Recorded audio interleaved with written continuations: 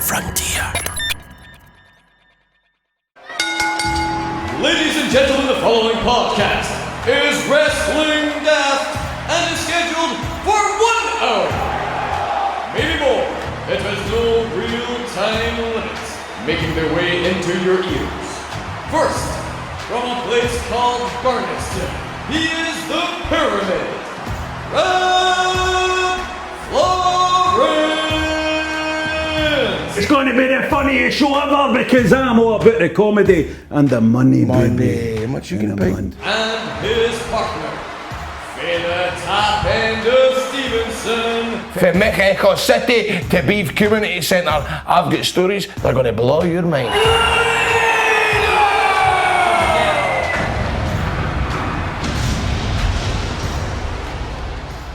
Hello and welcome to Wrestling Daft. I am not the creator of Burniston, neither am I a former TNA wrestler. Well, there goes the first mention of TNA. I am in fact John, usually producing the shows, but taking over the hosting duties in Rab and Grado's absence.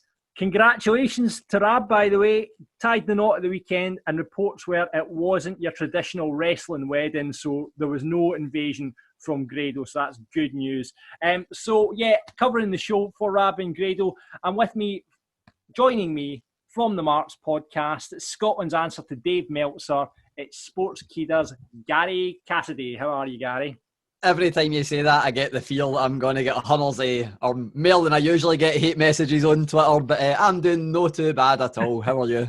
Not bad, not bad. And we thought Big Alex is off. We talked about this in the Marks podcast. If you didn't catch it on Tuesday, he's got a hot date. So we had to bring in a substitute, and we thought we need someone with a bit of wrestling now, someone who's been there, done it in the ring.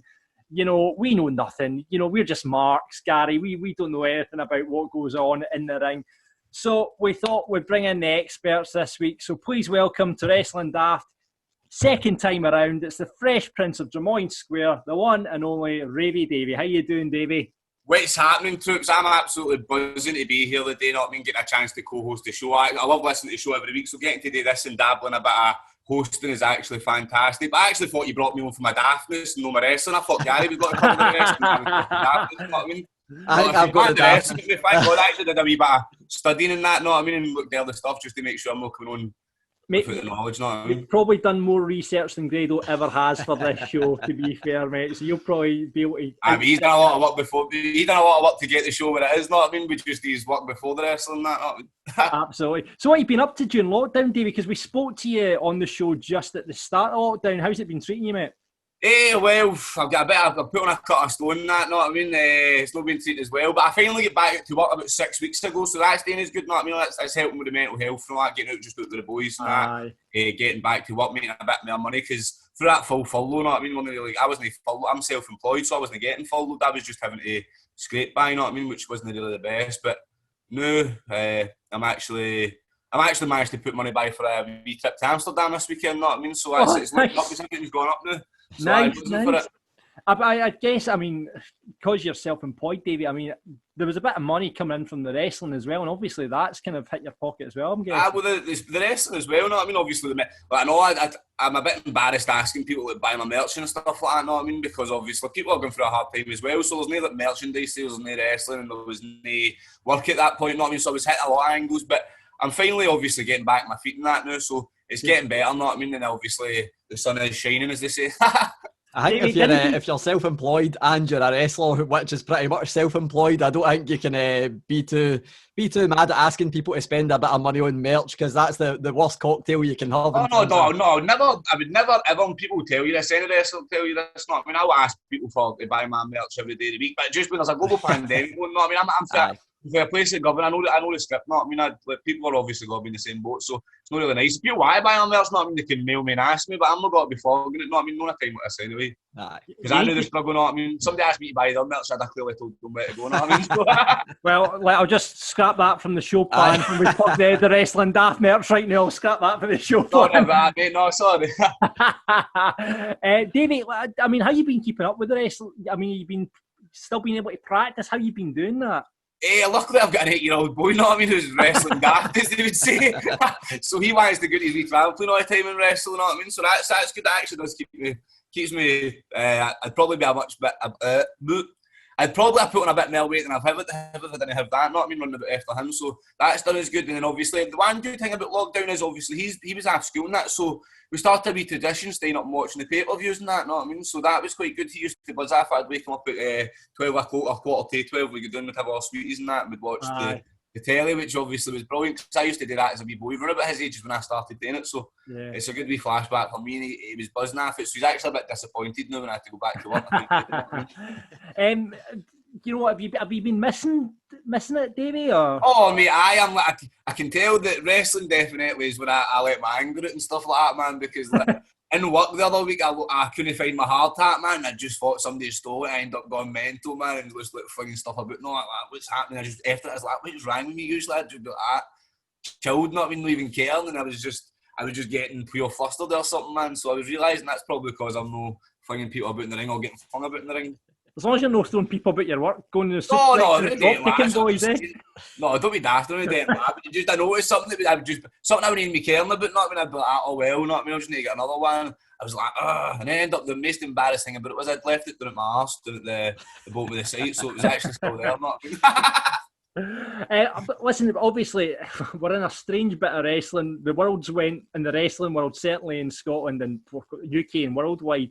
It's had a bit of a time with the speaking out movement, and you have been a crusader online, you know, going against the people that have been involved in this. I mean, how strongly do you feel about it, Davie? Well, the way I see it, right, I don't want to be a big crusader. I don't want to be like a hero or anything like that. I don't want to be like an advocate. Like, obviously, I want to. Like, at the end of the day, people should be saying these things because obviously it's bad. Not I mean the way I identify it is like, see if like on Facebook somebody said there was like a paedophile or like somebody that had like sexual assault charges in your area, and you seen that on Facebook, and there was good evidence for it, you'd share it, know what I mean? So when I'd seen things with evidence on it, I was like, I'm sharing it. No, I mean, obviously there's a lot of false accusations, stuff like that. I'm not touching anything like that. I'm going to date like because then I could end up looking like an idiot if I believe somebody who's lied about something, know what I mean? So the way I see it is I'm just being 100%. The way I'm seeing it is anybody that I've seen with evidence against them that was 100% and they tried to like cop their way out of it, I just said, well, no, that's bullshit. Well, we can see it there, know what I mean? Yeah. And it's just, I feel like if it, as I was saying to Facebook, you would share it, not I mean, you'd let everybody know about it. So that's the way I done. Not I mean, I just thought that. You happy with the steps that all the promotions have been taking? Then, aye. Well, it's the end of the day. We can't really talk it in the room until we actually see it in live up front. No, I mean, at the end of the day, that's one of the ones. I'm a bit burnt out of it. So it's one of the ones. But I just want to see how it goes, and we'll see where everybody gets at the end of the day. Know what I mean? Because it was a lot. No, I mean there was a lot of things coming out. There's a lot of things that are coming out that as well. I'd see probably I don't think are true. But at the end of the day, I'm not going to sit and say anybody's a liar. Not I mean because it obviously took a lot of people hard work to speak out. Not I mean at the end of the day, I'm proud of anybody that did it. So it's that way that I just knew that I've read everything. I've took my thoughts in. I've gathered everything. I just want to see where all these companies will come through at the end. You know what I mean? And see, hopefully we can just make this better. Because at the end of the day, as I'm saying, like if it was in your area, you'd want it flushed out. So if it's in the business that we all apparently love, we should want it flushed out and all. I think that's the perfect thing, because that's like always say it. There's always going to be wrestling. Obviously, if you can get rid of the bad stuff, then if you're going to be the guy that's been on the right side of everything, and you can say in your mind that you've been on the right side of things morally, then there's always going to be a place for you in wrestling. So it's the kind of thing that I just think as well with the statements. I keep saying this. There's been good statements. There's been bad statements. There's been nay statements for some companies. But it might turn out that the companies that have made bad statements or nay statements might take more steps behind the scenes. The ones that are saying a lot might not actually do a lot. So I don't think we will know until we get back to wrestling actually happening. Because there's that's one of the things I see about it. And obviously everybody's wanting names named and heads on sticks and all that. But see if these companies are actually being the big companies that they're not, they're actually taking legal proceedings. They can't just say stuff like that. They don't want to obviously be held liable just for people being idiots and stuff like that. But at the end of the day, technically, it isn't these companies' faults. Not I mean, if people have been doing this, obviously we need to, as I said, work together and get rid of it. But I get obviously it was a lot. No, I mean it was like something new every 2 seconds. It was hardcore. Yeah. So obviously, I imagine a lot of guys were burnt out for it. Not I mean, because it was mental. I mean, it must have been hard for you seeing some of your mates. Obviously, accusations against some of your mates as well. I'm guessing. I know definitely. No, I mean obviously And then seeing like some stuff like with people that you look up to and all that, and then it ends up being true and that and all. I mean, it's heartbreaking to be fair. I mean, it was one of the ones that we can you favour. I mean, it's just let's hope we get rid of these people and they just make sure we never come back and we fix it for ourselves, the future generations. Because at the end of the day, there's been all these scandals in wrestling. I mean, eventually the fans will just not got to come back. They'll just not got to use the time of day, and then we'll just got. What's the point in doing it for? I mean, I get obviously we all laugh at it. We all say they're all marks and all that. We all do it for ourselves, but they're doing it for. We're obviously doing it for fans. We obviously want to make a living at this. We want to become professional wrestlers. Main thing is professional. That's one of the reasons as well. I've obviously toned it down on Twitter and that as well, because like at the end of the day, we've not got to be able to fix things if I'm blasting everybody. Not I mean, just need to start like being professional, as I said. No, yeah. It's not the ideal, but we'll get through this. I hope anyway. Well, fingers crossed. Like you say, we get through this, and when we eventually get back into the venues, that it's all sorted, both out front and behind the scenes as well. So yeah, thanks for coming on, Davie. On the show, we've got all the usual stuff. We'll be doing the list of wrestling daft. We'll be looking back at the best debuts. We'll have your Bury and Putovers from this week in wrestling. And on the retro review, we've got a special guest joining us from Cultaholic, Tom Campbell. He's going to be giving us some to check out from back in the day. Plus, Gary caught up with the legend that is Tama Tonga. Gary, what we're going to... there we go, the big guest, Davie. Not just you've got Tama Tonga, I know. What do we expect from Tama Tonga, Gary? Oh, one of the ones that I always say this, some of the best interviews you get is the ones you don't get any time to prepare for. I got home about 3 minutes before I started doing this interview, so I didn't have any questions prepared, and it was probably one of my favourite interviews I've done. Guy was just brilliant. He's got one of the most, people listening to this are listening to 3 folk, or 2 folk for Glasgow, 1 for Larbert. Our accents are the nicest to listen to. Tama Tonga has a Beltray accent and a Beltray voice, so he could have read the dictionary and I'd have been happy. But he spoke a lot about New Japan, a lot about the Good Brothers, which was the main kind of thing I was asking about. A lot about Evil, doing his, I know this isn't turning Japanese, but doing the heel turn in Japan. And then just a wee bit about his podcast, because, we don't mind plugging other podcasts on here. Tama Tonga has his own one, where his very first episode, which is the only thing I mentioned about his podcast in the full interview, the very first episode, he mentioned about how when the Bullet Club took off, he kind of had been learning for Gallows about how you should always try and make the most money out of anything you can. So he made counterfeit Bullet Club t-shirts and sold them through a baseball website and got quite a bit of heat backstage for it. So that's brilliant. That is total carny wrestling behaviour. Man, I love that. So superb. So I looking forward to hearing that. But first, let's move on to your correspondence from last week. Now, I just caught this before I came on here. I thought it was brilliant. So Colt Cabana, someone sent this into us. Colt Cabana on Twitter. Have you seen is it Logan Paul went out and said $10,000, I'll wrestle any professional wrestler, and everyone in there. Did you do this, Davie? Did you mate, no, I actually had a joke prepared for it. I forgot to tweet it out. Wait there, I'll get it up. So Logan Paul went and said $10,000, I'll wrestle anyone, and every professional wrestler from across the world has tweeted him back saying, I'll have a go. I was looking out for your reply, Davie. What did you go? Mine was going to be $10,000 to anybody who gives me 7,668.5 British pounds. So apparently then Colt Cabana's tweeted out then just now $10,000 to any wrestler who can beat me in an influencer match. But this is the bit I love about it. Do you remember Grant Holt, who used to play for Norwich? Had a stint at him? He's just tweeted Colt Cabana back saying, anytime, let me know, but he spelt no, N-O, right? So Colt Cabana's then tweeted back Grant Holt. So Grant Holt and Colt Cabana are into this now. And Colt Cabana's... that would be good, man. Big Grant Holt's about 6'5", isn't he, man? I know. Colt Cabana's tweeted him back, I definitely beat you in a spelling bee pretty easily. Do we remember the thing about Grant Holt's Twitter account in the first place? No.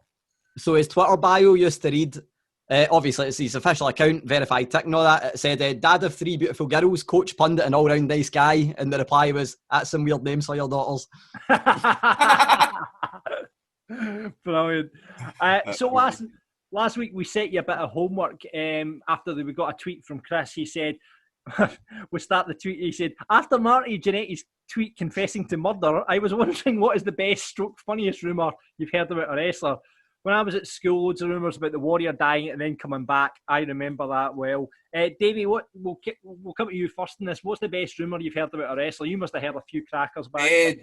To be fair, the one I heard that ended up turning it true, you know what I mean, was Jake Roberts taking fucking crack in Scotland at the... I'd heard about that before I heard about that as a wee guy, you know what I mean? Jake, I know. Gary, you obviously got your finger in the pulse as a journalist. You must have heard a few. Annoyingly, most of the bizarre ones are the ones that turn out to be true. Especially this year. Be true, the ones I can think of. I mentioned the one last week, and I still need to stick to it. The one that Vince McMahon died many years ago and has been replaced by an actor.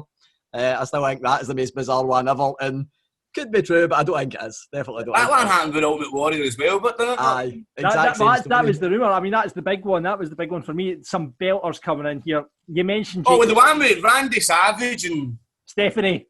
Aye, yeah. Funnily enough, that made the list, Davie. Couple ones. You mentioned Jake the Snake there. Tommy says the strange wrestling rumours was when my mate was younger. Was that Jake the Snake Roberts owned a flat in Castlemilk. My mate lived there and spent most summers off school looking for him. In fact, I've got another one. Sorry for interrupting you, mate. Just because I'm thinking it, and I'll end up forgetting if I don't. But because you've said that as well, that Roddy Piper was for the Gorbals. Brilliant. But I think the Jake the Snake one was true because I think you had a girlfriend in Scotland, and that's how the old, Grado's always talked in the show about that East Kilbride post office. That's how that all came about. So I think I don't know if he lived in Castlemilk, mind you. I don't know. McLernan, Steve McLernan on Twitter says Royal Rumble 2000 was going to be at Hampden. I kind of remember that. Chris says, have you heard this one, being Glasgow boys? Apparently Nails moved to Glasgow and owned a used car lot in North Glasgow. I'm sure it was on his Wikipedia at one point. I mean, it Nails up also, know what I mean, selling used motors. I think I'd have heard about that one. I know. Apparently Viscera, according to Willie, Viscera was fired off the WWE for doing a massive line of coke off the hood of a limo. I don't know if the one that always did the rounds was Thomas, who says Mabel was the third man of the NWO. You've heard that one before? Aye. Mabel. They were trying to sign him, weren't they? And then end up, they get a bumper contract. They wouldn't come in the ring and then push. There was one that I think actually ended up getting spoken out about, and it was Tennille Dashwood, known as Emma, apparently stole a phone case for a shop or something like that, and that was how she got disciplined for WWE. But I never found if it was true or no. I think that maybe was true. She ended up with the mugshots and that, didn't they? Aye. Yeah, so I'm pretty sure that is. Flint Ironstag says the Mountie killed a couple of guys with a cattle prod. Jordan says, surely the constant teletext rumour. Remember, you guys are probably too young to remember. I remember teletext. I remember teletext, to be fair, but... Aye. Apparently there was a rumour on there on the wrestling pages that you used to scroll through that Kane was joining DX and he was going to change his gear from red and black to green and black. I remember the photoshopped images a few years ago of that with Kane and X-Pac. I always remember the games, you could turn them all the different Aye. Myself, I'd always turn Kane green. Apparently Andy says Viscera got stuck in a motel bathtub after a house show in Louisville back in July 2000. Steve Blackman and Crash Holly had to pull him out. The bathtub broke and WWE had to pay $200 for a replacement. That ultimately led to Viscera's release from the WWE. Could believe that, to be fair, but... not too unbelievable, but I'm not sure on that one. Mainly Crash Holly being one of the guys to lift him out. I mean, I know Crash was a strong guy, but... And finally, this one from Kyle. Not much of a wrestling rumour, but I heard at a show once that Grado and Kenny Williams were trained magicians. I even sent a PM to Kenny to see if this was true or not. Unfortunately, it turns out it's not for Kenny, but I'm not sure about Grado. Grado, have you ever heard that Grado is a magician, Davie? No, it's not something that's never came up in conversation anyway. He's kept that one secret if he is. Yeah, well, we need to ask him about that. He's always good at disappearing. That's very true. He is good at disappearing, that's for sure. And Jan says, I heard the rumour that Grado was once in TNA. That's a lot of nonsense. That's the most far-fetched Sure, of them all. That one. It's the same as the other one. I mean, I spoke about it. Right, so that's all your rumours. Thanks very much for that. I tell you what, here's the homework for next week, okay? And Davey, you're not going to be on next week, so I'm going to ask you this one. Have you ever used or have you ever seen a wrestling move used in a shoot fight? Have you ever seen someone drop kick? Have you ever seen someone suplex in a shoot fight? I've seen people that use suplexes and that, but the most, when I used to get drunk, that was before I'd gone into wrestling, I just always have a thing where I'd always stun up people. I was out in the pubs and that.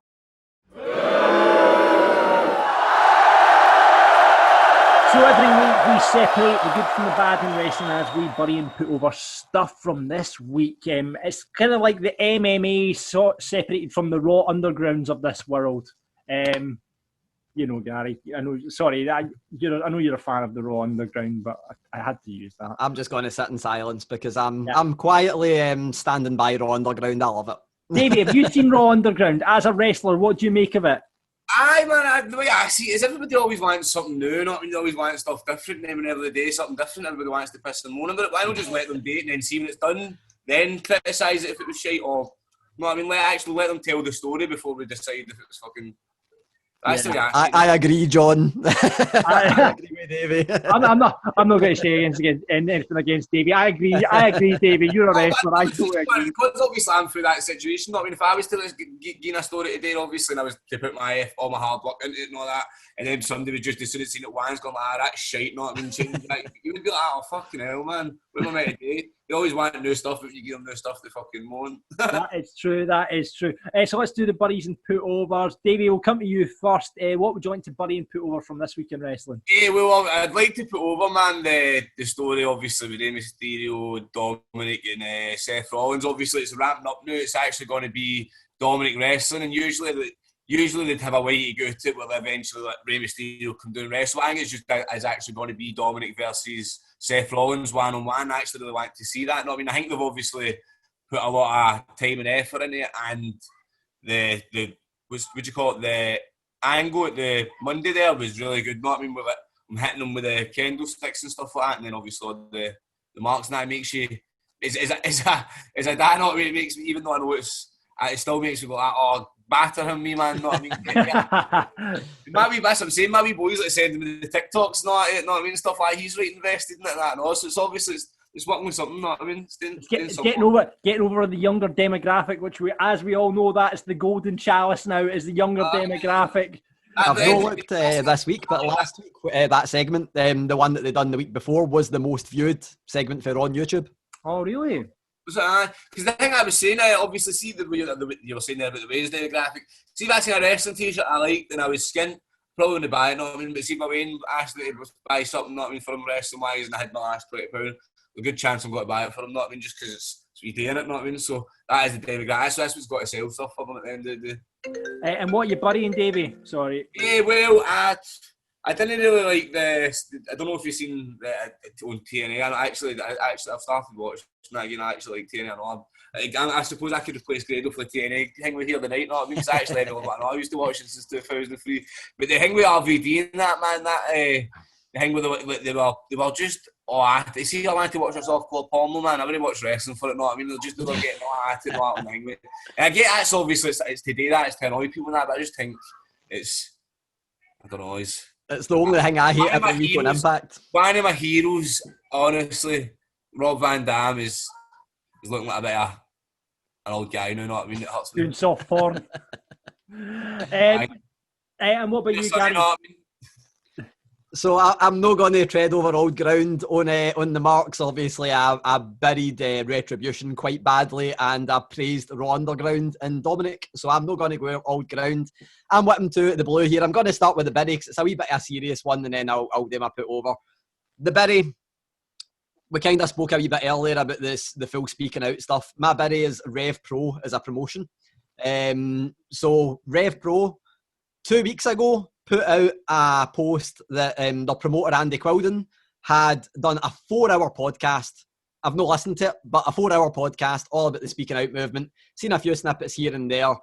Apparently delved pretty deeply into the speaking out movement in this 4-hour podcast. And then 2 weeks later, they have announced their comeback show, and on the poster is several talents, who I'll no name just for the sake of it, but several talents who were accused in the speaking out movement. So it's the most tone-deaf thing ever. And this show was recorded 2 weeks ago. So it was recorded around the same time as the podcast was recorded. Just tone deaf. Absolutely hate it. Did Rev Pro, were they not very active initially as well? Yes.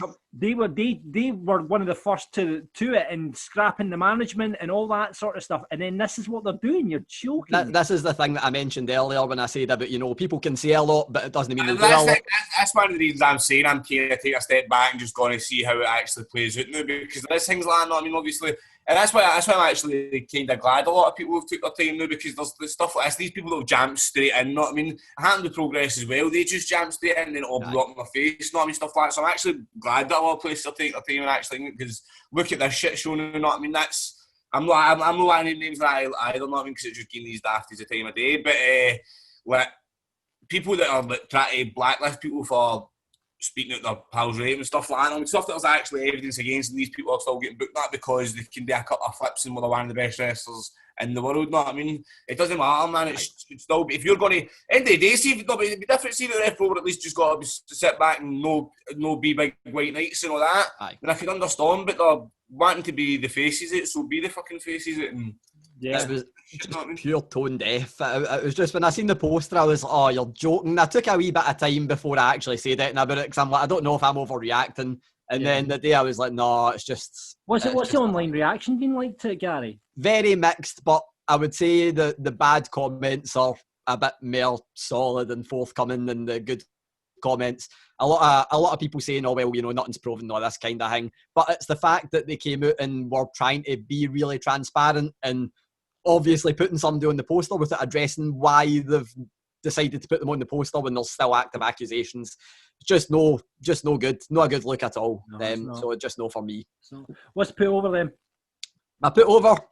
We've mentioned a lot of TNA stuff, and I'm going to put over somebody, and you'll know why I'm going to put them over as soon as I say it. I'm very transparent here. Eric Young, man. Oh, that was class.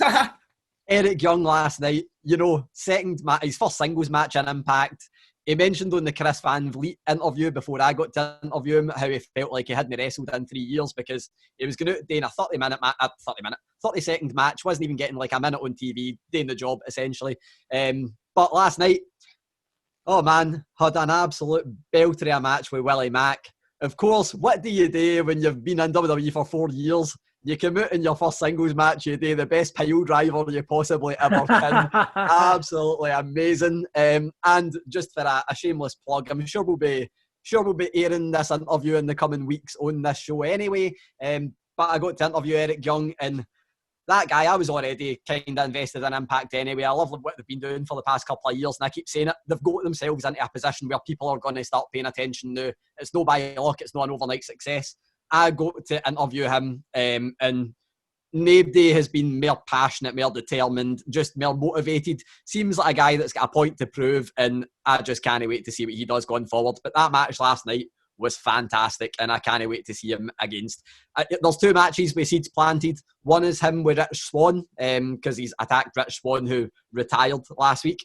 So the seeds are planted there for a match between them and him v Eddie Edwards for the World Championship. Seeds are planted for that match. Can't wait for either of them. Absolutely love Eric Young. Speaking of all people who prove points to prove, was it Kurt Hawkins? He had his first match last night. It was probably the longest match he's had in how long in his full career, know what I mean? Aye, and obviously we're all used to seeing Kurt Hawkins lose. It's one of my favourite things about him is that he actively pushed for himself to no break his winning streak in WWE, and then eventually did. But his first match in Impact last night was for the World Championship against Eddie Edwards. Obviously lost, but it was one of the matches that I keep mentioning it with these open challenges. Eddie Edwards is the same. Cody Rhodes with the TNT Championship. Reminds me of John Cena, where it doesn't matter if you lose the match, because if you're pushing one of them to the limits, you're probably going to make a name for yourself anyway in the match. The thing is, well, I was thinking about that when you see the match with Kurt Hawkins and that as well. Obviously, as I was saying, it didn't actually look as if he hadn't. But obviously, he wrestled. That's what I was going to say. In fact, he wrestled that full entire match, and then he lost, but he came off looking strong. I'm happy with TNA.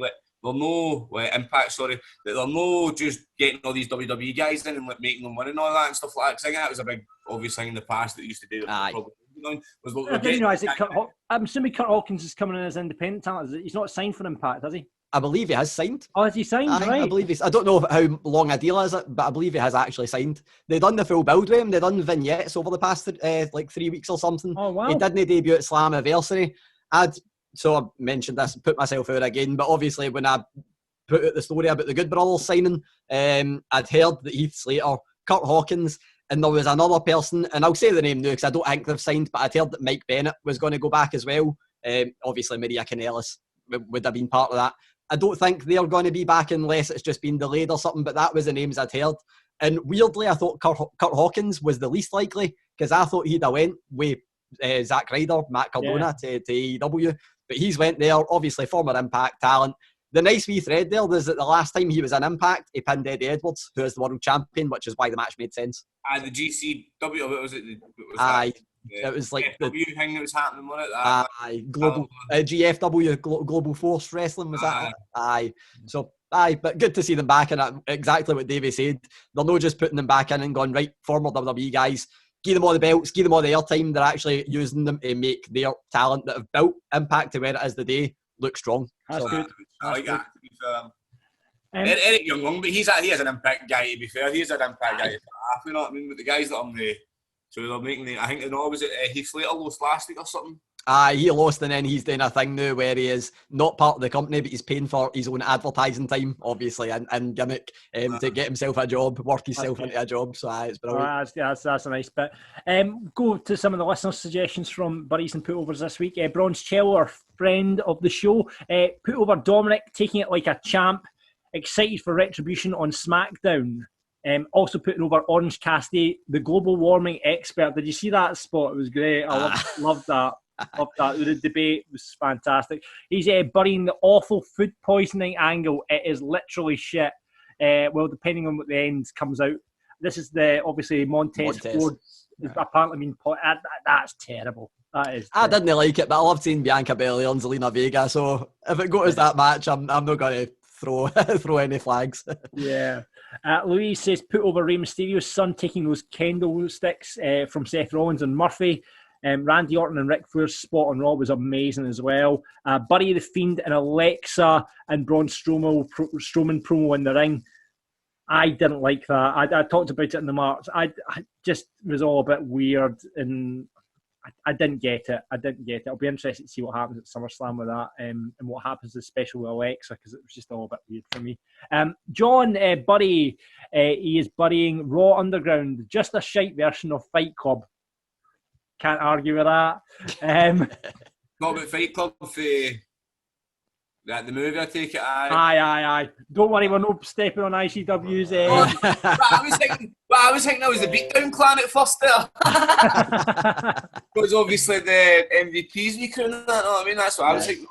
Yeah. He's putting over Orton and McIntyre. The match at SummerSlam is going to be a belt, or WWE paying tribute to China with their own personalised IC belt. I've not seen it. It's a wee replica belt. They've done it a few times where, it's mainly like The Rock. They've done it with Stone Cold, Undertaker. They brought out like the old Intercontinental title that China held, and it's got like the nameplate already like welded into it anyway, and it's got a few just wee bits and bobs. Looks really nice. I actually can. It's one of these wee bad boys, but it's the China version. When she held the Intercontinental title, looks fantastic. Looks really nice. The Intercontinental Championship is actually my favourite one. To be fair, that was the one I like.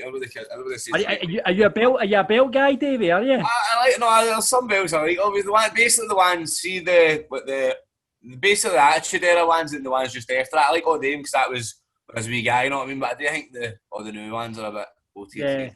What's your favourite belt?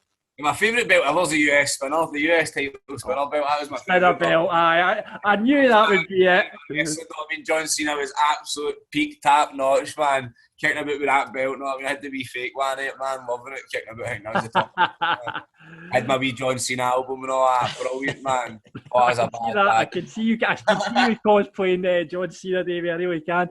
At Nice to Wrestlers on Twitter says, put over Randy Orton for being on fire week after week. This is the best he's been in a long time. I would 100% agree with that. I think this is the best Randy Orton. I would like to ask one thing I did. Why is everybody, when they've got a big foot, they're all battling Ric Flair? Not I mean, man. Let's just leave them.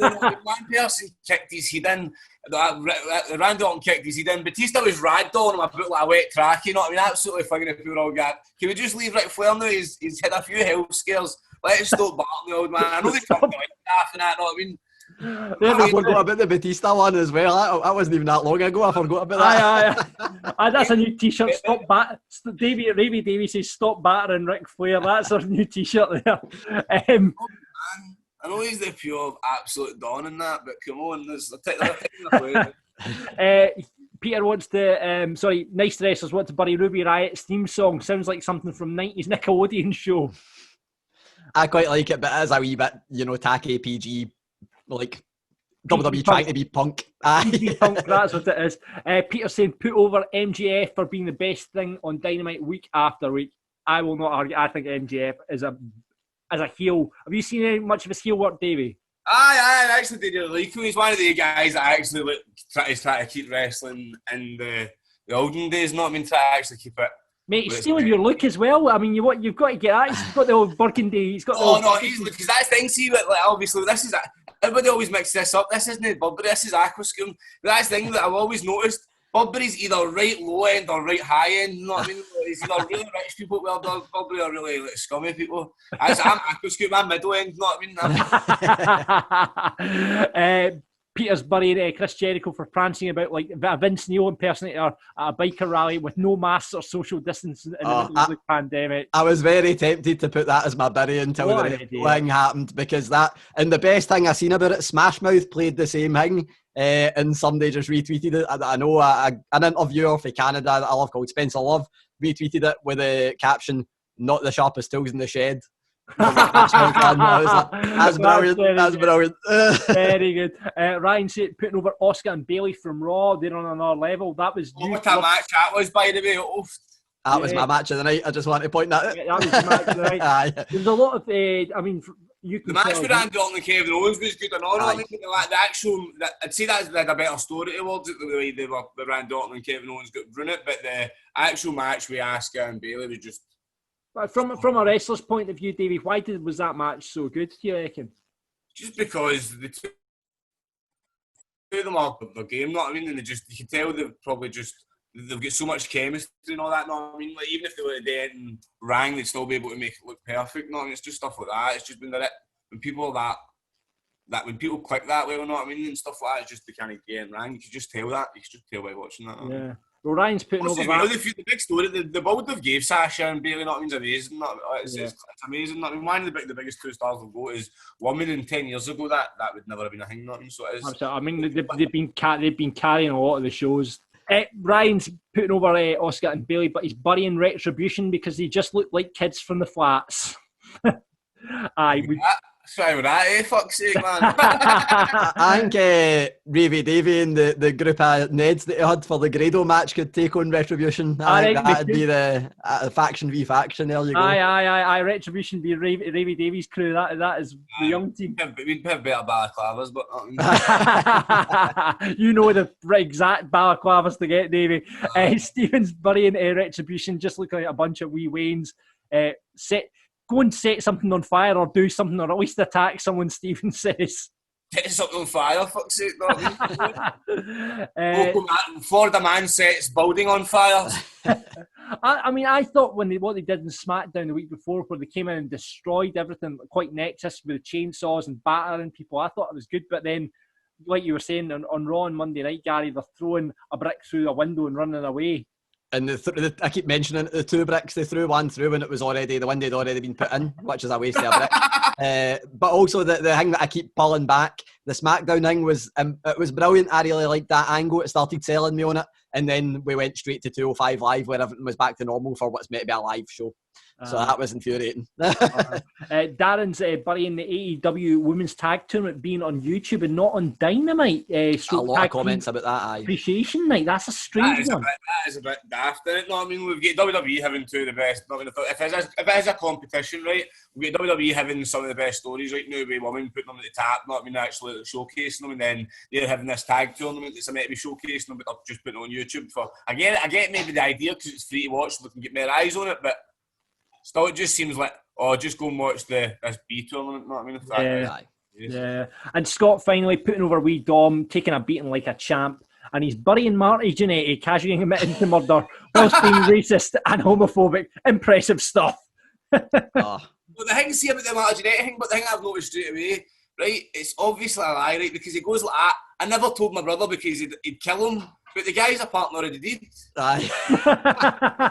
It's a valid point. No, he's like, I never told my brother, and then he goes on to say how because this guy touched him and killed him, then your brother's not got to kill him if he's like, know what I mean? I don't know. His Facebook's a grim place anyway. When this story first came out, I put it in the Mark's group chat about his last Facebook post, which was debating whether it was okay to sleep with a woman he thought was his daughter, but turned out not to be his daughter, but he'd brought her up anyway. So and then they said the exact grooming in it really, that if you raise somebody, then you start. The excuse was a belter because they said, I think I must have been hacked or someone posted it from my account or something. That was a big line of excuses, and it's like, come on, man, you just posted something really bad. But I don't know if he's just trying to make news. It's Marty Jannetty, but No wonder Shawn Michaels kicked him through that barber's shop window, for goodness sake. I know, to be fair, I mean, this is heavy change. Now, this is actually the biggest face turn back if you look back. Shawn Michaels, not I mean, because showing everybody here, he's a bad guy. Long-term storytelling, that's what Seth Rollins was moaning about.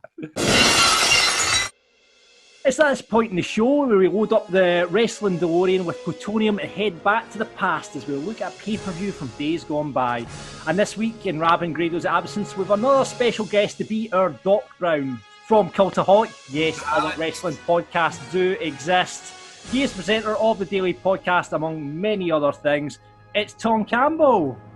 I like to think that we load up the DeLorean with Gastrol GTX Drive Hard. It seems appropriate for a retro wrestling feature. Absolutely. Tom, thanks for coming on, mate. I've been desperate to get you on this show for ages because it's great to see you. You've come from a very same journey as me, where you've been in radio and now evolved into a wrestling journalist. How's it been for you? Well, do you know what? It's been a weird old time. It's funny. The first time we met John was in another life, where you guys from Heart Scotland came to the northeast of England. You were doing a show from our studios for the day, and obviously to celebrate going out and doing a breakfast show in the local area, you have to go out and drink a lot the night before. Yeah. So that's what we did, and it was kind of there where we went, wow, wrestling friends. Did we just become best friends? I think we just became best friends. But you know what? It's been a fun transition. It was roughly a year ago that the radio journey in my previous life came to an end, and it just so happened that I was already doing some bits and pieces with Cultaholic as it was, and it just so happened that at the time when I was finishing up my old radio job, they were looking for somebody full-time in the office at Cultaholic, and it just the stars aligned quite nicely, and they said, we want to do more audio stuff. I said, well, look, I can probably help you with that a little bit, and do some stuff on camera as well. So it's been an adventure, and this year I think for everybody has been a bit of an adventure. We've not long got back to the office at work, so this is the first time I've been in my spare room / the office for just over a week. I have to apologise because in typical spare room working from home style, I have company.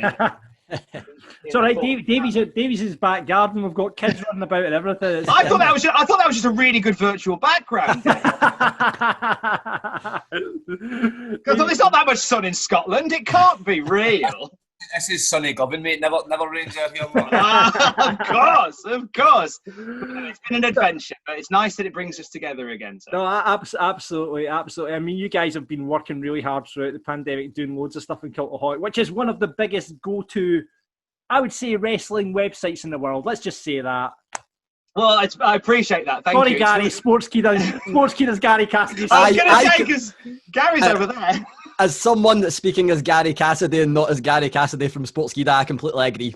So I thought your surname was Cassidy from Sportskeeda. That's the only way I get referenced. I'm never going to let go of it. I might as well just change by deed poll. But yeah, I agree. As someone that catches a lot of wrestling content, I'm watching Cultaholic videos all the time. So, yeah. Well, thank you. We basically just rip off all your content for this podcast, Tom. So not a problem at all. But it's been an adventure because the way I've described it is, because I've already joined like Adam and Ross and Jack and Sam. They've all been established for a long time, an incredible team of editors, an incredible team of writers. I feel a bit like the fifth Beatle. I've just sort of come along, and all these lads have already got these amazing followings, and all of a sudden I'm on like all the news videos on the day, and it's a weird thing to be thrust into, and you kind of get two choices. You can either sort of meekly and mildly go about it, or you can just go, you know what, sod it, I'll just do what I do, and as long as the guy who's paying me likes it, that's fine. If they don't pay your bills, don't pay no mind. Make it, make it, big man. Not I mean. Yeah, absolutely. So Tom, thanks. We're going to get you on. We're going to get your retro review recommendation in a minute. But first, we've set your homework from last week. So we had radio's Gary Spence. You'll know him, Tom. I know Gary's brilliant. Yeah, he's great. He was on last week, and he is of a vintage where he basically has a specialist subject of wrestling from 1985 to 1995 WWF. So he recommended that we should be watching WrestleMania 6 last week, okay? Oh, nice. That was the first WrestleMania I ever watched. The Ultimate Challenge, of course. We would put this out to the listeners. A few people have done their homework. Gary, I'm guessing you've been up to your eyes doing other wrestling stuff, so you've not seen it?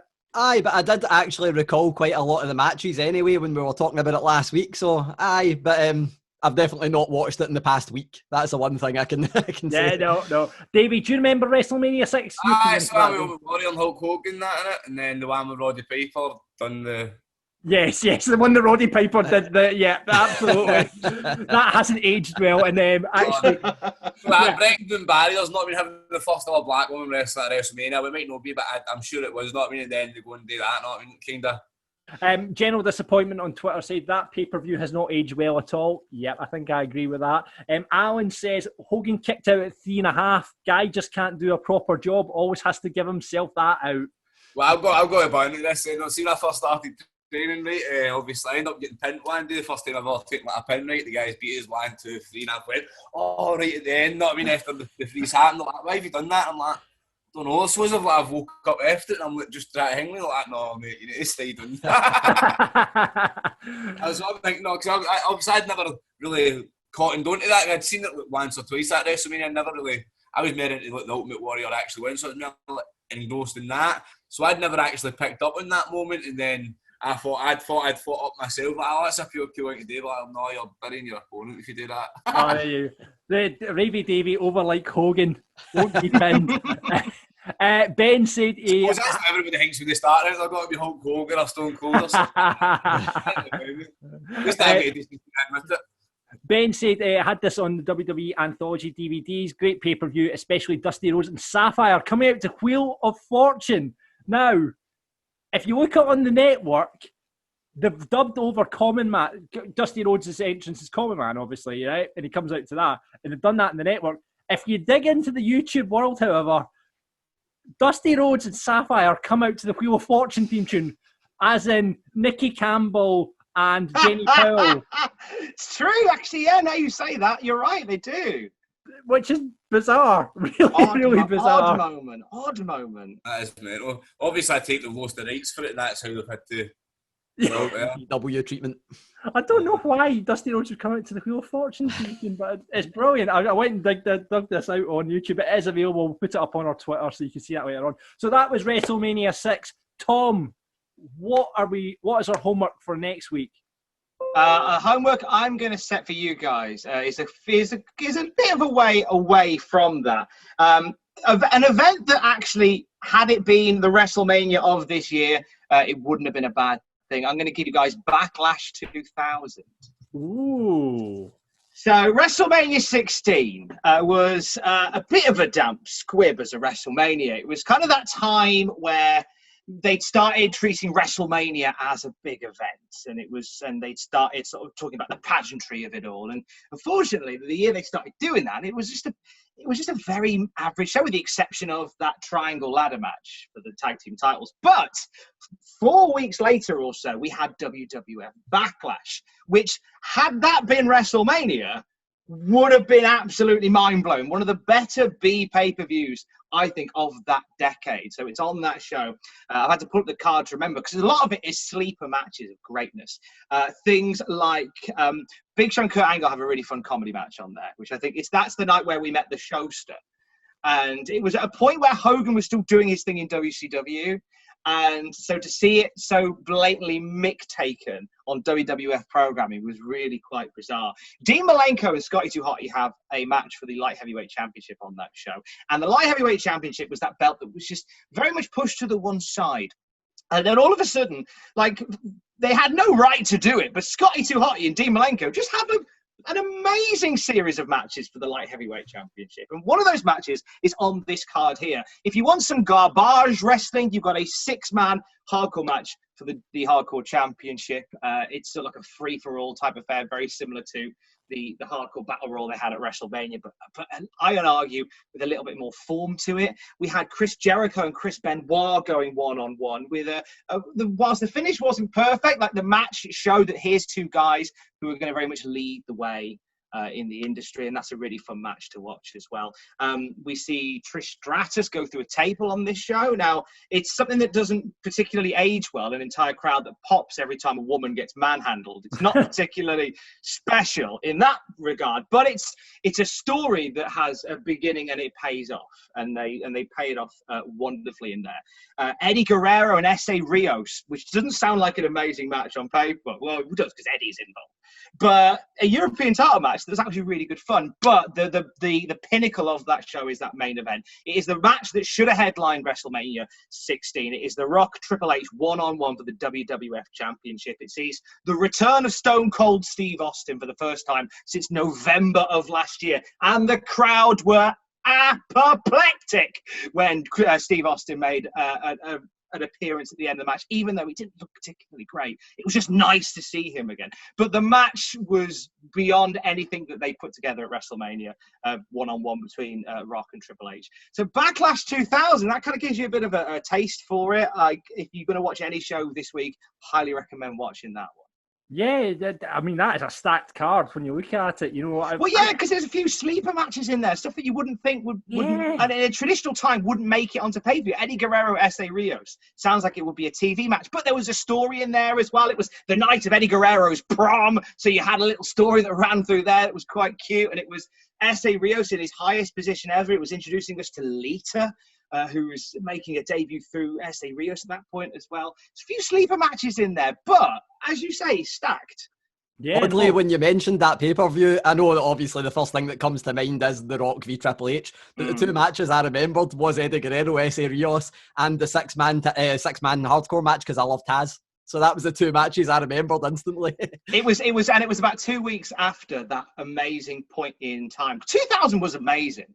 And we look, I know it's easy to look back on stuff with rose-tinted glasses, but 2 decades ago, it just felt like the stars were really aligning in wrestling, and it was just off Taz's coolest time in the WWF, Gary, as you'll remember, which is where he'd won the ECW championship as a WWF employee.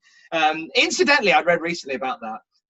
One of the possible rumored plans was either going to be, apparently, allegedly, rumor and innuendo, it was either going to be Taz defending the ECW title against Triple H. Or no, so Taz as ECW champion facing Triple H, which is what we saw. The other plan, rumored, was that Mike Awesome was going to turn up on SmackDown and lose in 3 championship matches. Really? That was another rumor and innuendo that was reported in the Observer at that point, was that Mike Awesome owed Paul one, and one of the rumors was that Awesome was going to turn up and just get thrashed by 3 champions in quick order on SmackDown. Who did he beat? Alpha Taz, Triple H, and then a Cornell champion at the time, I guess. Well, Triple H was the WWF champion at that point. I know. Taz was the ECW champ. And it was just that they had a promo before it, and it was just, this is cool. Like, this is the ECW champ and the WWF champ trading bumps. And it was a couple of weeks after that where we had that hardcore match where Taz shone, as Gary said. But it was a cool time for Taz, the WWF. One of the very few cool times that he really had. Tom, that's brilliant. I'm looking forward to seeing that. Especially, I do not remember Dean Malenko versus Scotty 2 Hotty, but that does sound interesting to me. Again, they had no right to make the light heavyweight championship so important, but they had Malenko turning up as part of the Radicals. Like you got the vibe they didn't quite know what they were doing with them. No. It was like just before Christmas, and you bought all your Christmas presents, and then somebody pulls up with a Lamborghini and says, "That's yours." It's like, oh, well, I don't know what this is great, but I have no idea what to do with this. I haven't factored this in. So they made use of all the lads, and Malenko with that light heavyweight championship. Oh, it just suited him. And then when Scotty turned up and they went back and forth with the belt, it's like, how is this so good? But then the light heavyweight championship would sort of fall back under the mat again. But for a brief shining moment, it was a belt that was very crucially defended on pay-per-view. Nice. Well, Backlash 2000, that is your homework for next week. Tom, where can we get you? Plug all your stuff. At Tom Campbell on Twitter. There's apparently an American senator who's after that Twitter handle, so don't message me about American reform. I ain't got a Scooby-Doo. So at Tom Campbell on Twitter. I'm doing stuff on Twitch, twitch.tv/TheTomCampbell. Or at Cultaholic. I have to plug the boys' YouTube, Twitter, Facebook, anywhere you get social media, find us on there. Subscribe to the Cultaholic podcast feed, daily news podcasts, as well as wrestling specials, interviews with some of the lads, retro reviews and all that stuff. Search Cultaholic wherever you get your podcasts from. If you are going to listen to another wrestling podcast, listen to Tom. Oh, you! Stop it! Stop it, Gary! Stop it! You just made the list! So every week we ask for you guys to vote on our list of Wrestling Daft. This week marks 21 years since Chris Jericho debuted in the WWE. So that was one of the best debuts ever. So we put that up, best debuts up against the best moments from Chris Jericho in WWE. And it was the best debuts that won it. However, thank you very much to Bobby Carmichael, who also pointed out we've actually done this before on episode 18. No. But never mind, my bad. We'll continue with the best debuts ever because nobody else pointed it out. So we'll get your ones first, Davie. What are your favourite debuts? Well, my favourite debut, a couple of my favourite debuts was, we've got two for Kurt Angle, obviously, but he's no debuted two of the times. The Kurt Angle one with Taz debuted against him, came out, choked him out, beat his undefeated streak and that at Royal Rumble 2000, was it? Yeah. Aye. And Kurt Angle, when he debuted in TNA, when he comes out, man, it's all him and Samoa Joe face to face, ready to go for it, ends up sticking it up, not in pure, the two of them just start brawling, that's class, man. That one was brilliant. Then I don't know if is it Carlito who debuted and then won the Intercontinental title in that? Oh, I'm not sure.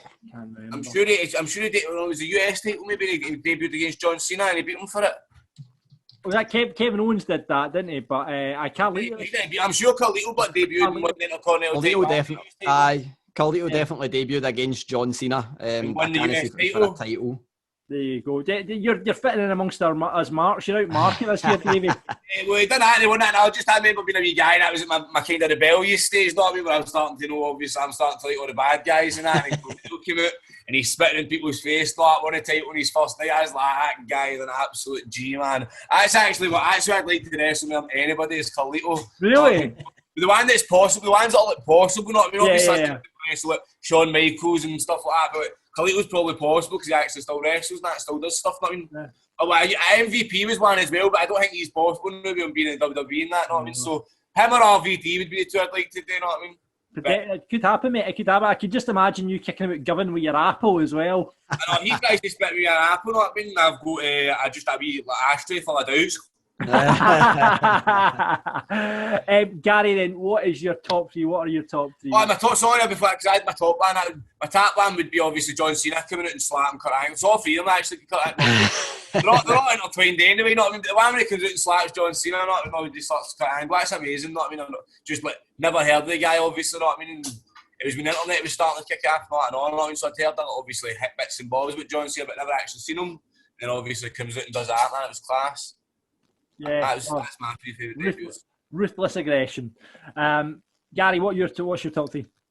So I'm gonna cheat and mention a couple that are all falling into the same category as to why I'm not picking them, and then I'll give you my top three. So obviously I knew Chris Jericho was out the one day because he is the full reason we're doing it. Otherwise he would have been in the top three for me. But the ones that came to mind I decided to disqualify was because they were factions. The Shield, Nexus, The Radicals and NWO were all brilliant, but I've just wrote them off because it's more than one person. At number 3 for me might be a surprising one. Royal Rumble, AJ Styles. The way Roman Reigns sold it with the kind of who's this guy, and then obviously seeing who it was, and I think Roman Reigns sold it brilliantly. We all kind of knew AJ Styles was coming to WWE at some point at that point, but I don't think anybody knew it was going to happen that night at the Royal Rumble, and I thought that was absolutely fantastic. So for me, definitely AJ Styles is in at number 3. Number 2, I was torn between what I was putting in first and second place, but number 2 for me has to be, and this probably should be number 1 if I wasn't a mark for the person that's going in at number 1. Number 2 is the debut of Kane. For me, one of the best debuts of all time, just because of the story that had been built beforehand, and then we finally see Kane. And for me, I still think one of the best characters in wrestling history. And I'll stand by that. He should have definitely had more and better title runs, but I just absolutely loved Kane's debut. And number 1, I know that it's a decent choice because Ravie Davie had it in his selection. Taz, Madison Square Garden, coming in and choking out Kurt Angle. Even just the kind of that sound effect that I think they use for Tommaso Ciampa now. I keep saying that my favourite things in wrestling is when they do like a mysterious build and then the build pays off. The only time they done it recently and done it well was with, in terms of debuts, was Asuka. They had the face flashing up before she came up for NXT. The other time was Chris Jericho, and then this time with Taz. I remember that the orange tribal design coming up with the 13 weeks beforehand, and then the lights go out and the Kurt Angle thing. Obviously, Taz being for, Red Hook, Brooklyn, New York, and that being Madison Square Garden, everybody being big ECW fans there as well because of Taz being for New York. Everything was perfect for it, and I just think that debut for me, probably the greatest debut of all time. So that would have even edged out Chris Jericho for me. That's how much I loved it. Wow, yeah. No, just because after it, obviously, they bought it so high for it, they could have went all sorts of places with it, and then it just kind of dipped, you know what I mean? Taz, they completely shat the bed with Taz after that. I think everything. I was expecting world champion Taz within a year and everything, and then they just. It would have been good, no, man. Aye. Go in the hardcore division and let him fucking battle crash Hall and hardcore. He was good on comms, though. He was good on comms. They wrote it off after a day by doing the full, he choked at Kurt Angle, and then they're like, it was an illegal choke. Come on, just let him have the win. They beat the undefeated Kurt Angle. It was a shitty finish the way they did it. Some of the listeners, Scott, it's still Jericho for me, but Kane's was class. Remember watching that as a 6-year-old and absolutely shiting myself. Tommy says Paige's debut was really good. Yeah, that was the night after WrestleMania, wasn't it? And she took the title from AJ Won the Lee. title, aye. That was incredible. Taz is a great shout, says Kieran. Loved that when they spotlighted him instead of just having him enter the Rumble. One of the biggest MSG pops of all time. Kevin Owens' NXT and Raw debut against Cena were both cracking. Kevin Owens was a great debut, actually. That US Open title, that was really, really good. Sting at Survivor Series, that's a bit of a hidden one there. Aye. I love everything Sting did in WWE. I know that obviously it didn't work out the way we wanted, but even the statue reveal with the Seth Rollins thing, I know it wasn't his debut, but that for me was brilliant. Yeah. To be fair, I didn't really like the debut. The debut was a bit wasted, I felt. Just it comes out at the end and then. Aye. Yeah. Goes and beats. That was Dean that said that one.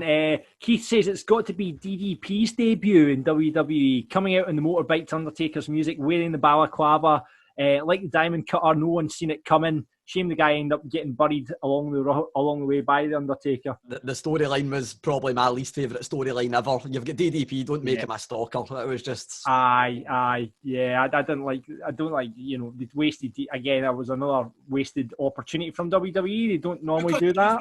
That run about that time, but when he comes out and he hits the invasion. No, in fact, he just had the singles match with Buff Bagwell first, didn't he? That was a bit. Yeah. I never actually seen that, but I just seen the cool bit after it. So in my memory, that was his debut. Remember, Paul says, remember when WWF used to produce the amazing vignettes? Those teasers weeks before, seeing them on TV or pay-per-view, thinking Mr. Perfect, Razor Ramon, Jeff Jarrett, Edge and Mankind to name a few. A recent one would be Karrion Kross. Do you know His what? debut was fantastic. Yeah, with all the kind of ravens and all that. Aye, and the vignettes as well before that. That was one of the ones that went back to the old school where they built it up really well, and then his debut, they gave him the full production, the full whack there, so that's definitely up there. Paul's also said one-man gang being reborn into Akeem in a back alley with a bin on fire. Classic 88 WWF. Go and check that out on YouTube. Hasn't aged well either. Raymond finally says, my first day of primary school in 1985, I was walked in pure swaggering. I was like, yes, man, that's my seat.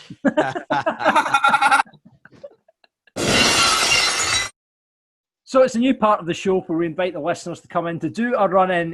You get to come on, ask what you want, and then get the hell out of Dodge. And this week, we've got the one and only Chris Jack, but has actually got a ring name, Kirk Cooper. How you doing, Chris stroke Kirk? I'm not bad at all, John. Thanks for having me on. It's been a goal of mine to get on to Wrestling Daft since he started out back last year. So, absolutely buzzing to be on.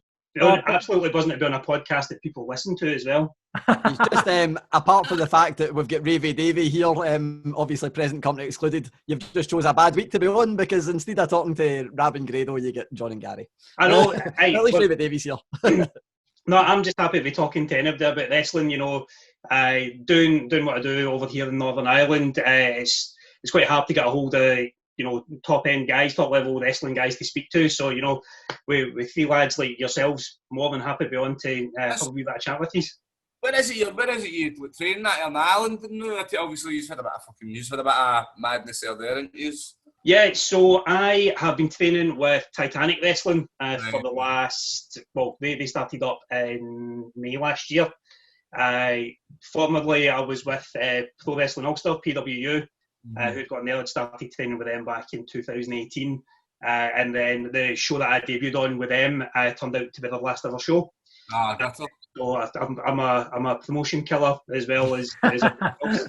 And then since over the last couple of weeks, I think it was the end of July, when the gyms opened up back over here, we've been able to get back into training, and it's been class. It's been so good getting back into the way of things, and taking those first few bumps back was absolutely brutal, but it was amazing at the same time. It was just so good to get back in with a group of guys and start learning the ropes again.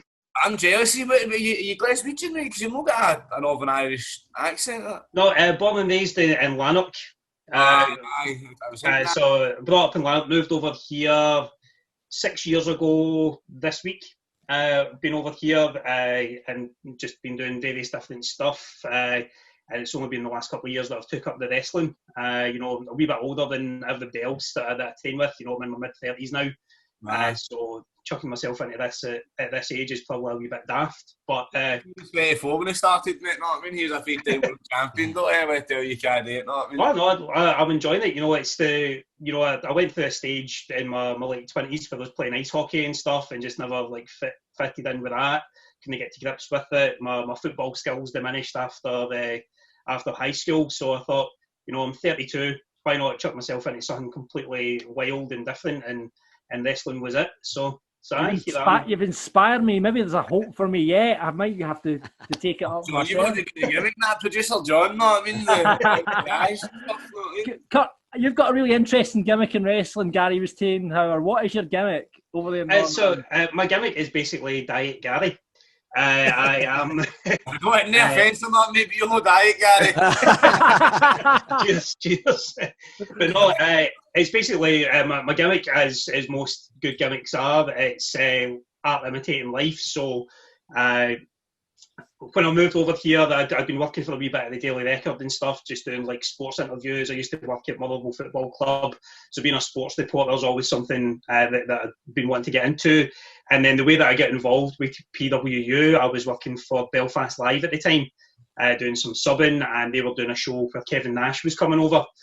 So I was like, all right. He was 2 days after it. It was over in Glasgow for that. So I tried to get an interview with him, and they always say, if you shoot for the moon, at least, or you shoot for the stars, you can fall amongst the moon, or whatever that saying is.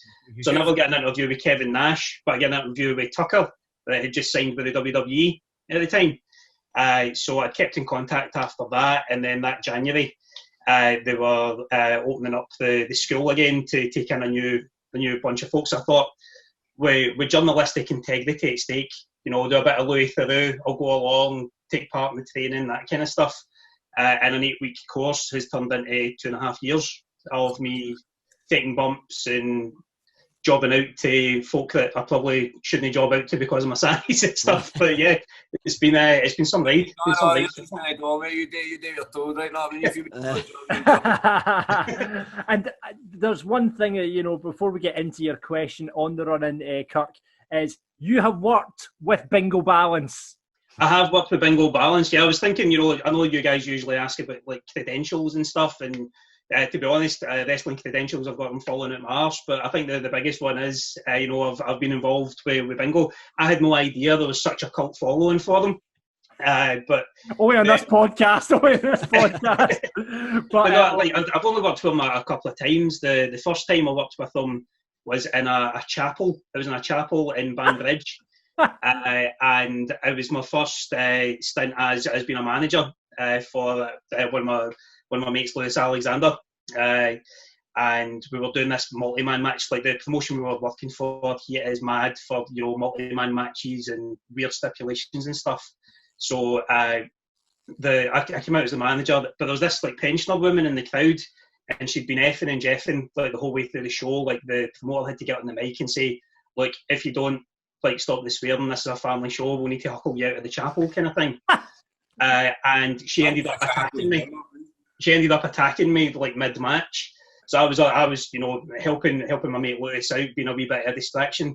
She comes and she tugs me off the side of the ring.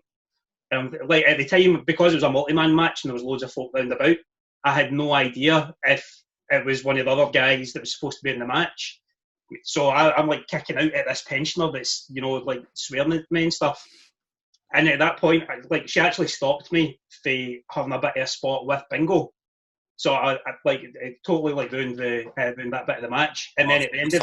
You're pure anxiety up that's what I mean.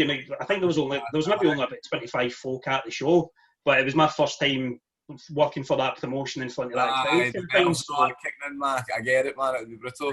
So but no, to be fair, not kid that. But it was some way to make a debut, not just alongside the immortal Bingo Balance, but the fact that I near enough kicked a pensioner in the cooking. Brilliant. Well, you can maybe put a good word in for Bingo. We can maybe make the dream come true of getting him on this show. Fingers crossed. Kirk, it's the run-in. What you want to ask us? So my question really was, because we've been back at training over here at Titanic for the last couple of weeks, we still don't know what shows are going to look like once we're able to get them back up and running. So taking into account, the effect that COVID's had on local wrestling here and obviously over in Scotland and the rest of that wrestling, and with the spectre of speaking out still hanging quite largely over it, how do you guys see, wrestling locally returning, and in what form? How do you guys see that's going to work, and how are we, what's going to be the best way to get crowds back and wrestlers back to, albeit ultimately a safe environment? I've got a dream scenario. I was going to say I've got a dream scenario that will never happen in Scotland. I don't know if anybody caught a show that was on last week. There's been photos of it floating about called Warrior Wrestling in Chicago. Yeah, and they hired out a massive American football pitch and had everybody socially distanced. And there's they've took drone footage, and it looks absolutely fantastic. Only thing is here, the weather probably doesn't permit that happening.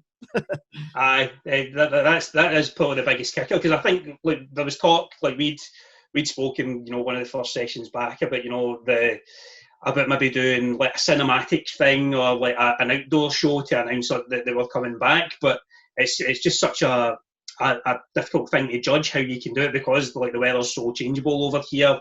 Outdoor shows, it's hit or miss whether you get folk to come along to them as well because of that. So it's a tough way of looking at it. I've also, one of my last wrestling shows I attended was in Govan, Source Wrestling, and I've seen how over Ravie Davie is at Source Wrestling, so I don't know how you socially distance for the Waynes jumping on Ravie Davie and getting involved there. Well, obviously, I don't know what's happening with that. Obviously, the guys for the Fairfield have actually said to me, that they're not working with mob we were working with because what happened, because obviously accusations and that. So obviously with that it'll need to be something completely different anyway. But I don't know, man, because I think wrestling will be the last thing to come back, because we're not getting into training or going to the gyms or anything like that until September, you know what I mean? And then they'll just try in Scotland, which actually fair enough, you know what I mean? Obviously they're trying to keep it safe, and I think we're doing everything a wee bit slower than everybody else. So I can't see us wrestling until probably next year, the earliest, you know what I mean? So maybe there might be stuff like, the thing I would love to do, right, this is my idea. Did you ever see DDT?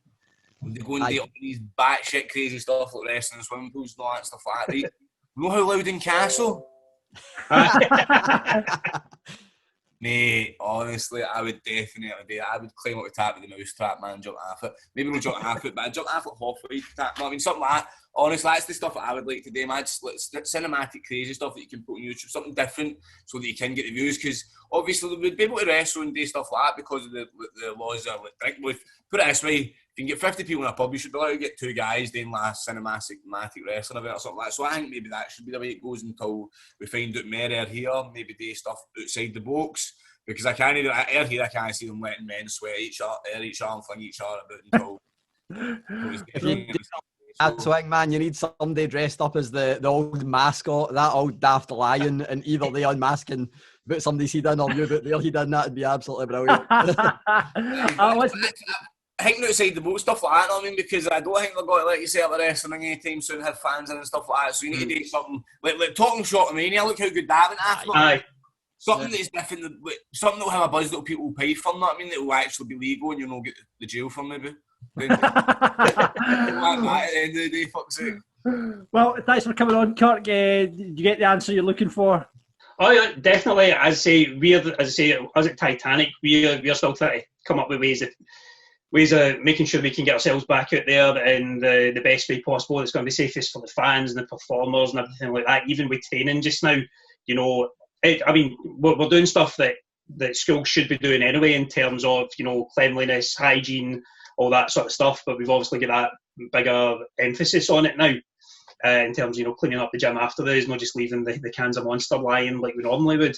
But it's, you know, it's exciting just to be like back in the ring. The social aspect of it as well. I mean, you know, we've got guys that haven't socialised with anybody for the last 4.5 months, and then it's hard enough. You'll know yourself, Davie. It's hard enough to get a conversation with somebody when you're putting them in the balls or trying to slam them.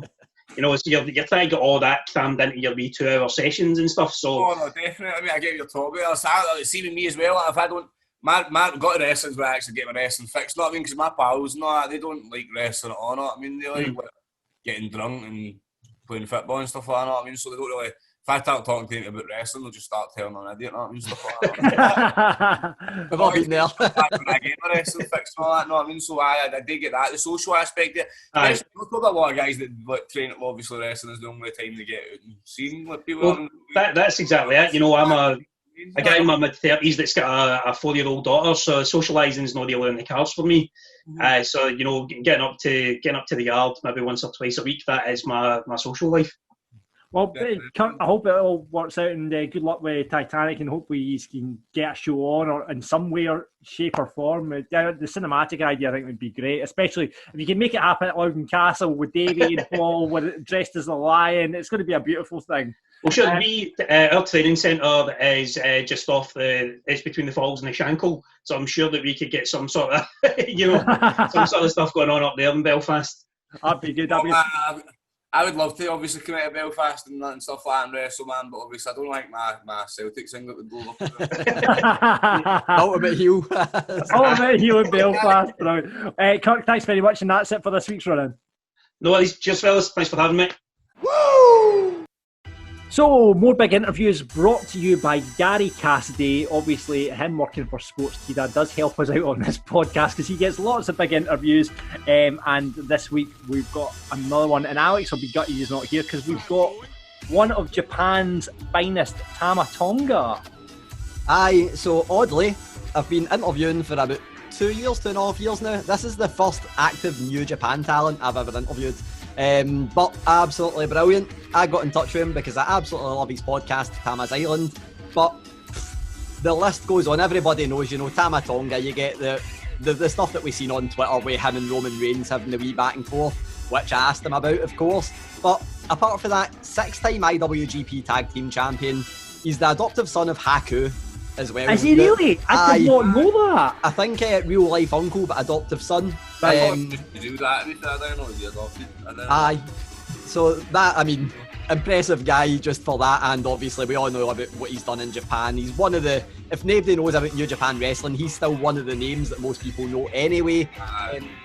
OG of the Bullet Club, one of the founding members of the Bullet Club, which everybody knows how many hundreds and hundreds of members have been in the Bullet Club. So it was just brilliant to chat to him about that, about New Japan, about, you know, the stuff with Roman Reigns, about the Good Brothers. And my favourite part of the interview, because we always like a wee TNA mention here, is that the Good Brothers had told me a couple of days before that they are actively pushing for Impact and New Japan to work together. So I asked him about that as well, and he was all for it, which is something that maybe people didn't expect for a New Japan talent. Yeah, and here he is on Wrestling Daft. It's Tama Tonga. Hey everyone, it's Gary Cassidy here from Sportskeeda Wrestling, and as you just heard, and as you can see, I'm joined by a man who, well, he doesn't need any introduction anyway, but it's rude not to give someone one. 6-time IWGP Tag Team Champion, son of the legendary Haku, one half of GOD, one of, and this I think is something that you can't understate, one of the Bullet Club OGs. If you think of how many people have been in the Bullet Club, to be one of the OGs is no mean feat. It is the bad guy, or the good bad guy. It's Tama Tonga. How's it going, Tama? Gary, thank you very much for having me here. I'm doing very, very well. What a nice introduction you gave me there, man. All right. I'm just bringing you up before I bring you right down and interview and hit you with all sorts, man. That's the way we do it here. So yeah, first thing, you know, I asked how's it going. It seems like you're doing fine. The world right now is a little bit of a mess. We can see what's behind you. I know you've been busy starting your own podcast, Tama's Island, but what's your current situation? Let's start with what continent are you on, and you know, how are you doing in this pandemic? Yes, Tama's Island podcast has started because of this pandemic here, residing in the United States, East Coast, down in Florida. I've had a lot of time on my hand, Gary. A lot of time, you know, no international travel right now, and we're keeping everywhere. So I'm trying to fill in my free space here, trying to stay busy, keep my mind focused on our product, and it's been going very well, man. Excellent. Well, that's the one thing that I love it when, you know, my life is made easy and I can be really lazy. We really don't need to go through any of your career because Tama's Island starts at the very start and covers everything. The thing that I always like to give people a hook, I know that you don't need a hook to listen to something, you know, that's got Tama Tonga hosting it anyway. But for me, the very first episode, I was hooked. For a start, you had Carl Anderson as the guest. But the one story that I love that people need to go and check out if you haven't already heard it is Tama Tonga and the Bullet Club t-shirts, the counterfeit Bullet Club t-shirts that you were selling. That is one of my favourite wrestling stories of all time. Absolutely love it. But yeah, how have you found the podcasting thing? I think you're 9 or 10 episodes deep now. Are you enjoying it? Is it a nice escape from wrestling? Or it's nice, man. It's very nice because I have Ross Berman there co-hosting, and he's able to come up with questions that a lot of the fans have questions about, like fill in the blanks and gaps between timeline in my time, not only in my timeline but my time Bullet Club timeline. I'm able to answer a lot of questions that the fans are very interested in knowing, and just never thought, and even some that never thought about, you know. So it's been fun. That's what I'm looking for. It's fun. And if it's not fun, I ain't doing it, man. But it's been a lot of fun. It's been a lot of fun.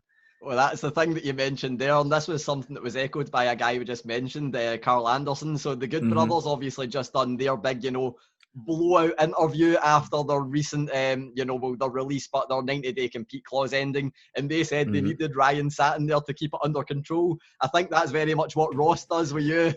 Just along the way, make sure that you get the answers that he wants to get out of you. So it's a really cool situation. That's right, man. We mentioned there Carl Anderson and the Good Brothers, you know, two guys that you know very, very, very well. Interviewed them a couple of days ago, and they said that as soon as the world is open again, they cannot wait to get back to New Japan. So for me, it's, you know, it's the kind of thing I'm like, well, we know why they can't get to Japan right now. We know why you can't get to Japan right now. But when you guys are all back there, are you just all going to be back together and working as one big happy family? Oh, of course, man. Of course. That's see, now I've said this before and I'll say it again, man. This is all, I feel like it's all been planned. I had this planned out with Carl Anderson 5 years ago, man. It was supposed to be only 3 years, but you know, it kind of extended to 5 years. But that's family, man. Once you Bullet Club for life. You know, so especially the originals, man. And so I'm looking forward to having them brothers come out to Japan and we can, you know, rock and roll again. And I need to ask, what do you think of the stuff they've been doing recently? You know, they left WWE 90 days ago, having had the last match. I know that they were only part of it, but your last match is with The Undertaker. You leave 90 days later, join Impact Wrestling. They get the eyes of the world on Impact. They're doing their own Talking Shop-A-Mania stuff. What do you think about what they're doing right now? I freaking love it, man. I love it. This is the real deal Holyfield at what they're doing. I love it that they're able to come off that such a platform and still rock and roll and still keep moving forward and upward. So, you know, a lot of guys aren't able to do that kind of those kind of moves when they leave a platform such as WWE. But these guys, man, I'm telling you, Gallows taught us well how to hustle. Right? You know, he taught us real well. That's where the whole bootlegging comes from. You know, if it wasn't for Gallows, so I know that, you know, those boys will do very well. And being with Impact has been a nice splash on media for them. So I'm really happy about that, man. I'm really happy for the brothers. I'm actually talking to them right now, and the first text I get from Gallows is, "Hey, man, sorry I missed you the other day. When is New Japan opening up again? Do you know?" Man, I said, "Soon, man, soon. Come on, man. Let me get there first before you, man. Come on." Yeah, soon, but not soon enough. Definitely Right? not soon enough. That's the one thing that I think, you know, the perfect statement, I think, for the both of them is they don't leave money on the table. Man, Yeah. they know how to make the most of everything. Yes. That's another thing that came up that we need to move on to. I need to ask you about this because you're someone on the other side of this.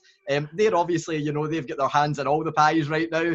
But they said to me when I asked the other night, you know, you guys, your Impact contract apparently has a stipulation that you can still work in Japan. They said 100%. And they said, before I even got round to asking this question, they said, we want a working partnership between Impact and New Japan. Now, a lot of people will remember stuff that's happened in the past, but what are your thoughts on any potential working relationship? You know, Impact's got new management that's familiar with New Japan. What would your thoughts be on something like that happening? I think it'd be great. I think it'd be great to get, you know, a full, just bring out a product out here to the States. It'll be great to have a platform to share that. We used to be on Access. We used to have a regular thing here, but I think with the situation, the world situation and things kind of, you know, taking a turn, I think it'll be good relationship for both. And having the good brothers there, somebody that we trust, you know, that worked with us before, that understands New Japan, the ins and outs, could really facilitate things like these, you know. And I think it'll be a great altogether. I would love that. The one thing they sold me on was they were like, you know, obviously they guys are going to be there and going back and forward, but they said, imagine Tanahashi versus Eddie Edwards in a main event. And I was like, yep, sold. That's a good match right there. And there's plenty more where that came from. There was a mixing of rosters. So obviously we're going to get into a bit of New Japan, but I've got one question beforehand. I can see that you've shaved the beard off. You know, you used to have a slightly similar look. I never really knew how I felt about this comparison. Obviously, the attire was a bit similar. Everyone always compared Tama Tonga and Roman Reigns. What was that comparison like for you? What do you think of being compared to Roman Reigns? All positive for me. You know, I don't take, to me, is nothing. And if the fans think so, okay, great. Because he's up there at a level with exposure, and all it does is just you know, put me out there with him. So that's all positivity. It's all good. Love it. I don't have no negative trait to it. You know, we had a little spat back and forth. You know, yeah, but he knows now. I can. Hey, I ain't one to back down. But it's all good. We have that understanding. That is a match I would absolutely love to see. But if anything came of it, you know, you've got the military background, which is why I believe you wear the kind of military attire. You've got the upper hand there, definitely. You can say, no, that's... Oh, definitely. But of course, you're not right now, but you are working in Japan, you know, if we look at things from the outside of the kind of coronavirus pandemic stuff. You are currently, I believe, contracted to New Japan Pro Wrestling. You know, you're one of the OGs of the Bullet Club. There's been a few things going on with the Bullet Club recently, so of course I need to ask you about that. A man who recently seems to have joined someone who you actually have defeated earlier this year in a tag team championship match, I believe. Evil. Was that earlier this year? That was last year. No, that was last year. That was last year, man. That was last year. So yeah, a year and a half ago. So a lot changing that time. We were feuding for a while. Evil and Sonata, we were feuding. We were feuding for a while, and but we've had our eye on Evil for probably since the beginning of this year, and you know, gotta make moves, man. Bullet Club always gotta make moves for the future. Well, that was something for me that, you know, the tournament had been building and building and building, and the more it gets in, the more you're going, I've got a feeling Evil is going to be, you know, the dark horse, so to speak, in this one. And that turn, you know, the gesture turning into the Too Sweet was like the greatest thing ever. I need to ask, what was your thoughts on that moment, how perfectly that was executed? Oh, I was sitting up waiting on that moment. I loved it. I loved it. That's the stuff that we, you know, Bullet Club, man, we're known for, you know, bringing in guys, especially, you know, controversial guys, and Evil was definitely making that moment controversial, you know. So I gotta say, it splashed all over social media, all over media. That was great. I loved it, man.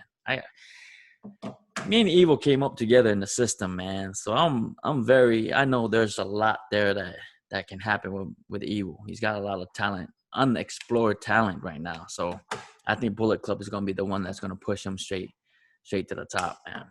Most definitely. I can't wait for that. And you might have kind of given away, you know, what I was going to ask next. The one thing that I want to ask you, the Bullet Club, of course, you know, one of the most dominant factions in the history of wrestling. But I think you would forgive me for saying no stranger to power struggles. You know, a lot of different leaders over the years, a lot of people vying for that leadership. You know, there's Evil is here. You know, you've got yourself as well, one of the OGs, one of the few OGs left. And of course, there's Jay White as well. Who's the current leader of the Bullet Club? I'd say we all are. I'd say we're working as a team. It's a democracy right now. Yeah, it's a democracy because I think we axed out one leader, and we always had the reputation of one leader goes out, another one comes in. But lately, we've had, you know, there's never been a time in Bullet Club like right now where, shoot, you got a guy with 2 straps, you know, the top 2 straps in New Japan. How is he not the leader? How is he not the, you know, but he is our front man right now. And so I gotta say, we got front men to represent the club. I think it's a better term. Instead of saying leader, we got front men, you know, the spearhead, the movement right now. So I'd say, because a leader is all, who's to say that Fowler isn't a leader? Because I look at him as a leader. Who doesn't, you know, how do you know I'm not the leader? I've been in that since day one.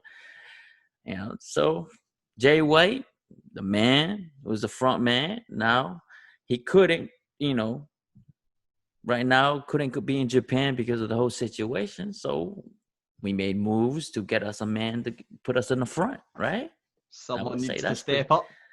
Someone needed to step up, and I guess you've got plenty of soldiers on the front line. I guess that would be a nice way to put it. So I've got one last question for you. You know, obviously, the way the situation is right now, I'm guessing you're just itching to get back in the wrestling ring. Obviously, you've got, you know, Tama's Island. That's keeping you busy, and hopefully it continues to keep you busy because I love hearing it personally. But when you get back in the ring, you know, I guess you're going to be itching to wrestle someone, and they're going to get a whole lot of brutality coming their way. Who's the one person you want to get back in the ring with? I don't have a person. I do have a goal. Yeah. I see that Okada put out a new title. Yeah. King of Pro Wrestling title. And that serves my interest a lot. And I think, man, to be the king of pro wrestling, that's a different one in Japan. Something new, something I can definitely put my attention and focus to. It's new. 2020, it's a whole new deal going on, man. I think we have a lot of opportunity here. So I wouldn't say a person, I would say a title. And that King of Pro Wrestling title looks mighty scrumptious. Most definitely. I love that word for it. That is the best word I've heard to determine the title ever. I think they should rename it to the Scrumptious title. That would be absolutely amazing. The Scrumptious title. Excellent, man. Thank you so much. It's been an absolute blast for me, and hopefully we see you back in the ring very soon. Thank you for having me, man. Thank you. Cool, man. So am I okay to just ask that one last question for the podcast as well? Okay. Excellent. Cool. So, I know that turning Japanese on Wrestling Daft is normally Alex's territory.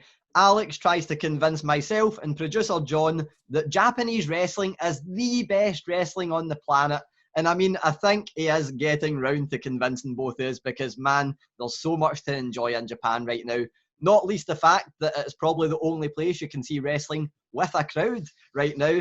But Alex is an expert because he's watched it for several years, but he's got nothing on the man who joins me right now.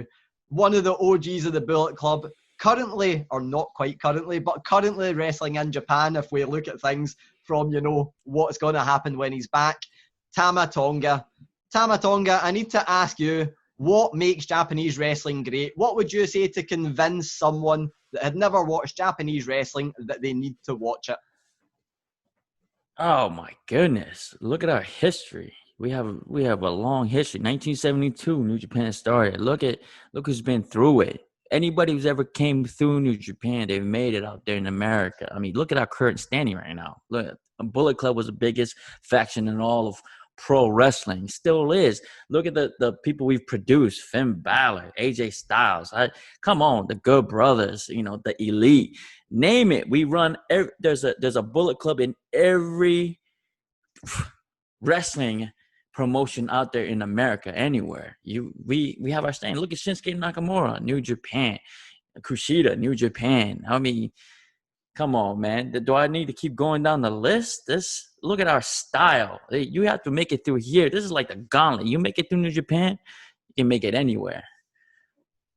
And on that list is Tama Tonga as well, which is definitely reason to be watching. So that's it for this week's show. Please remember to rate, review and subscribe on Apple or wherever you get your podcasts. Remember, we go twice a week now. You can get the main show on a Friday. Rab and Grado are back next week.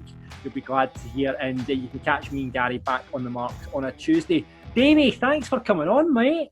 No, thank you for having me. I've really enjoyed it. I mean, this is something I've wanted to do. No, maybe not just on Wrestling Daft, obviously, but I've been listening to a lot of podcasts of the lockdown and stuff like that, so it's actually something I've been wanting to step my foot in. So this is the great chance to actually try it out and see where it goes. I look forward to the Ravie Davie podcast. That'll be a belter. Get it on the go, mate. Get it on the go. Remember, if you want to subscribe to our Patreon, get more content, patreon.com/Wrestling Daft. Gary, what are you up to for the rest of the week? Where can we catch you? Doing hopefully nothing for the next few days, just because I've got Hunter's interviews that need transcribed. So Wrestling Gary on Twitter, keep saying it. My gimmick, type in Wrestling Daft, give that a follow, and then take away the last 4 letters, stick in Gary. Not sure what's going to be on this show. Full transparency, this is, I don't know what the interviews we're going with over the next few weeks, but obviously we've got Enzo probably at some point. What we do Enzo next week? Can do. Let's do Enzo next week once we've heavily edited out all the bits that we can't put out. That's fine. I know that the people that listen to this won't be too bothered by the swear words. So Enzo, and then I've got to interview, I think I mentioned this in the marks, got to interview Cameron, now known as Ariane Andrew, was on the AEW tournament. She was brilliant. That's also a very sweary one as well, so I'm sure that'll go down well. And I mentioned it earlier, Eric Young, and I got to speak to Kimberly and Nevaeh for Impact as well over the past few days. So a load of Impact stuff. Yeah, we've got a lot of interviews up in the next couple of weeks, so stick by us. Rab and Grado back next week. And until next time, I've not got a catchphrase for this one, have I? Yeah, but I'm about to say keep marking out. I was about to say keep marking out. But Davie, you've got a catchphrase surely as a wrestler. You can give us a catchphrase. Thank you everybody for joining us, Wrestling Daft. He's been Producer John, he's been Gary Cassidy, for Spolsky, that I've been the Fresh Prince of Drumoyne Square, Ravie Davie, and that's what's happening, troops. Audio Frontier.